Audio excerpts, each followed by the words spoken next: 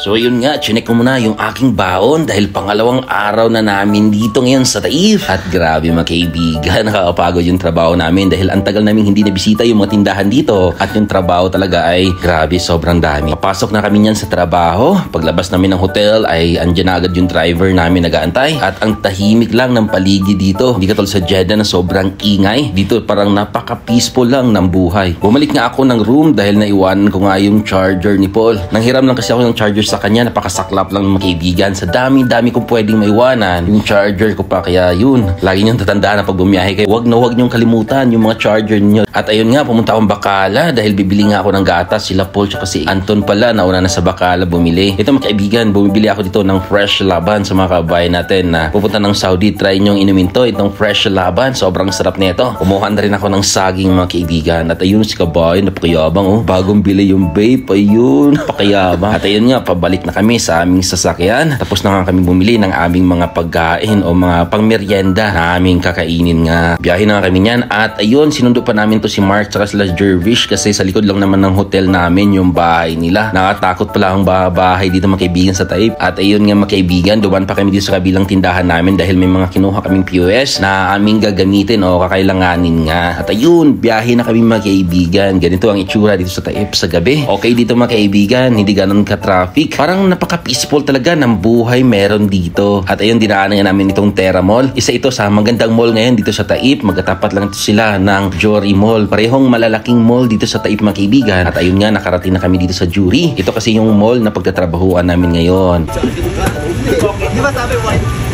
Par, kailangan ito ng white sticker. White sticker. Yun ang kailangan kasi mall to. Mall to eh. Hindi na kailangan mo. So ayun nga mga kaibigan, dito na nga kami sa loob ng mall, nakapasok na kami at dito kami ulit nga magtatrabaho sa mismong Center Point Jory Mall. Ayun, papasok na kami sa mismong workplace namin. Close na rin ang tindahan mga kaibigan dahil panggabi nga ang duty namin dito. Nag-CR agad kami at isa ito sa na-notice ko dito mga kaibigan sa Jury. Ito lang yung CR na kakaiba dito dahil meron nga itong LED light na ma-identify kung saan ka mag-CR, either girl or boys.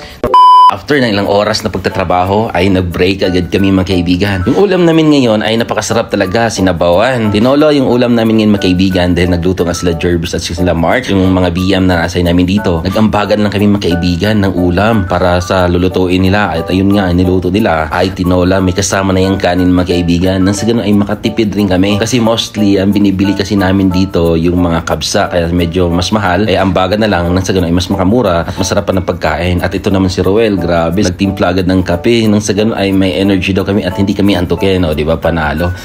Tapos na rin yung trabaho namin at out na rin kami sa mall. At kita nyo naman yung paligid dito sa Jury. Oh. May mga bundok-bundok talaga dito mga kaibigan. Tapos yung mga bahay dito nakatirik sa mismong bundok, nakakatakot. At yun, inaantay na lang namin yung aming driver. Nauna pa kami sa kanya. At pasilip lang unti mga kaibigan, ito yung mismong tapat ng Jury Mall, yung Terra Mall. Ang ganda ng mall nito mga kaibigan, inspired daw to sa ibang bansa, sabi nila. At ayun, dumating na rin yung aming driver at papasok na kami dito sa aming service. Grabe, nakakapagod pero okay lang mga kaibigan kasi enjoy naman yung trabaho at nakakapanibago lang ulit bumalik dito. Biyahe na kami niyan at kita nyo naman yung kalsada dito. Kitang-kita mga kaibigan na napakaaliwalas, napakalinis at dami mo talagang makikitang mga iba't ibang punong kahoy dito. Isa ito sa kagandahan dito sa Taif mga kaibigan dahil nga itong area na to o yung lugar dito ay medyo more on malamig kaya marami talagang mga punong kahoy na nabubuhay dito. Kitang-kita yung paligid oh. Green na green mga kaibigan, ang sarap lang sa mata. Parang wala ka nga sa Saudi pag during winter times, sobrang lamig talaga dito. Pagkatapos mga kaibigan, isipan na nga namin na pumunta dito kila Jervish kasi dito kami magla-lunch sa bahay nila. At kita nyo naman mga bahay dyan mga kaibigan, oh, nasa bangin, nakatirik talaga, nakakatakot. At yung bahay na nasa 6th floor talaga, grabe. Kapagod umakyat sa hagdan. At ayun, nakarating na rin kami sa bahay nila. At magluluto daw kami dito ng adobo tsaka apritana. At ayun nga, nagpre-prepare na sila. Dumaan kasi kami sa Bacala para bumili ng mga lulutuin. At ayun si Jombi, naghasa na ng kutsilyo dahil siya ngayon magluluto ng adobo kasi isa ito sa pinakamasarap magluto ng adobo sa amin. At ito naman si Edwin mag-apritada. Ayun nga sila Paul, tumulong na rin ng hiwa-hiwa dyan. Ako din ako tumulong kasi busy ang mga kaibigan. Magsisend pa kasi ako ng report ng mga gawa namin. At ayun nga si Jombi numpisahan na maghiwa ng chicken. Grabe. Excited na kami mga kaibigan dahil gutom na kami yan. Anong oras na kasi kami nakapag-out kahapon? Alas 10 na kami nakapag-out mga kaibigan. Super late na tsaka sobrang gutom na rin. Pagtutulungan na sila mga kaibigan. Ako taga-video lang ako dyan sa kanila, di ba? Panis, kaya bang pali Jombi oh. At ito naman si Paul, grabe, ang sipang, naghugas. Dito lang si Mark eh. Chef talaga namin na pinakamalupit. Wow, dami niluto ah. Adobo to? Pinapakuluan mo pala talaga par. Adobo yan. Ito. Pagdireta. Wow, dami na rin pagkain namin gabi, panalo. Ito, masarap pa. Ganyan yung adobo sa bahay pa. Sarap pa naman yun. Wala oyster sauce yun eh. Ha? Wala oyster sauce. Ay, may oyster sauce yun. Oyster dito? Wala oyster. At ayun nga mga kaibigan, si Edwin, inaanda na yung pagkain namin kasi yung mga ibang kasama namin pumunta ng Bacala dahil nakalimutan bumili ng soft drinks o iba pa namin kakailanganin. At ayun nga si Mark, susunduin na nga yung dalawa doon kasi naligaw, hindi na alam paano umuwi.